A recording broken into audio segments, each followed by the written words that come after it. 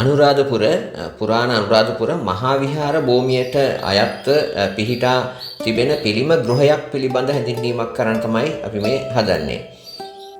වර්තමාන කියන්නේ ජයශ්‍රී මහ බෝධියේ වර්තමාන පහන් වැට ආසන්නයේම තමයි මෙම නටබුන් ඇති විහාරය ගැන කියනවා නම් විහාරය පිහිටලා තියෙන්නේ.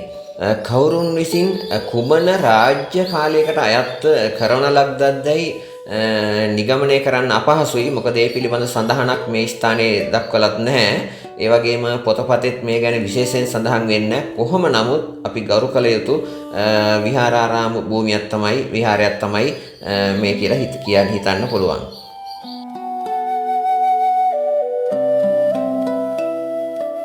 අපිට පෙනෙන පරිදි හිටි බුදු පිළිමාසේ කියන්නේ හිටි බුදු පිළිමාසේ නමක් හෝ හිඳි පිළිම වහන්සේ නමක් ස්ථාපිතව තිබී ඇති විහාරයක් වශයෙන් අපිට දැක ගන්නකොට හිතා ගන්න පුළුවන්. මේ අපි ඉන්න විහාරය වටා ඉතා ආසන්නයේ බොහොමයක් යම් විහාරයන් පිහිටලා තියෙනවා. විහාරයන් වගේම භික්ෂුන් වහන්සේලාගේ අවශ්‍යතා කරගත්තු ස්ථාන. එහෙම කියනවා නම් සාමාන්‍යයෙන් රන්සිමාලකය පැනබ මළුව ඒ කියන්නේ ජන්තාගර පොකුණ මේ ආසන්නයේම ලෝවාමහා ප්‍රාසාදයක් පිහිටලා තියෙනවා. ඒ කියන්නේ ජයශ්‍රී මහ බෝධිය ආශ්‍රිතව තියෙන තැන තමයි මම මේ පැහැදිලි කළේ. අතීතය ගැන කිව්වොත් අද හිතන දේ නෙමෙයිනේ.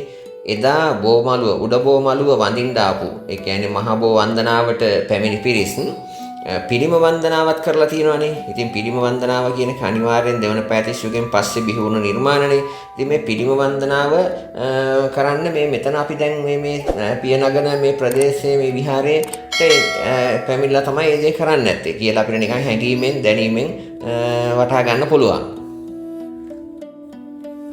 වර්තමානයේ වන විට ඒ කියන්නේ මේ වන විට ජයශ්‍රී මහ බෝධිය නැගෙනහිරින් ඇති බෝධියට නැගෙනහිරින් පිහිටලා තියෙන නව බුද්ධ ප්‍රතිමාව සහිත විහාරය පුරාණ එකක් නෙවෙයිනේ. ඉතින් මේ පුරාණ විහාරයක් විදිහට අපිට මේක සලකන්න වෙන්නේ ඒක නිසා. මොකද මේ වටා කිසිම විහාර වන්දනාවකට අයත් දෙයක් තියෙන විදිහ නම් මම දන්නේ නැහැ.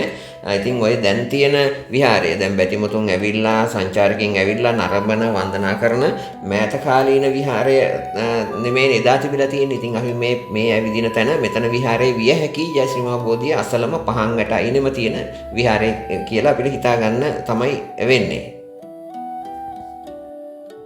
ඒ නිසා ඉතින් සියවස් ගණනකට පෙර වසර 1000කට එහා කාලේ ඒ කියන්නේ ක්‍රිස්තු වර්ෂ 1100ට පෙර කාලේ බොහොමයක්ම අපිට හිතන්න පුළුවන්. මොකද අනුරාධපුරේ හොඳම රාජ්‍ය කාලේ වසර සියවස් 13ක් 15ක් වගේ කාලයක් තිබුණනේ. ඉතින් බිඳ වැටෙන්නට පෙර යුගයේදී බෝධි වන්දනාවට පැමිණෙන බැතිමතුන්ගේ පූජා විධි වලට හසු වූ පාත්‍ර වූ ස්ථානයක් කියලා අපි හැඟීමෙන් හිතාගත්තොත් ඒක හොඳයි. මේ විහාර නටබුන් පිහිටලා තියෙන්නේ ජයශ්‍රී මහ බෝමළුවට ඊශාන දෙසින්. දිශාව හරියට කිව්වොත් ඊශාන දෙසින් වගේම ලෝවා මහා ප්‍රාසාදයට ගිනිකොන දෙසට වන්නට තමයි. ඉතින් ඒක මාසන්නේ ලෝවා මහා ප්‍රාසාදයේ මායිමේම තමයි මේ තියෙන්නේ. එතකොට පැමිණි කෙනෙකුට බලා ගන්න පුළුවන් මේ විදිහට තියනවා කියලා. කොහොම වුණත් ප්‍රෞಢ වූ ඉතිහාසයක තවත් වටිනා අංගයක් වූ නටබුන් වූ ස්මාරකයක් වශයෙන් මේ පිළිම ගෘහය හඳුන්වන්න පුළුවන්. අපගේ ගමන YouTube නාලිකාව subscribe කරලා නැත්නම් දැම්ම subscribe කරන්න.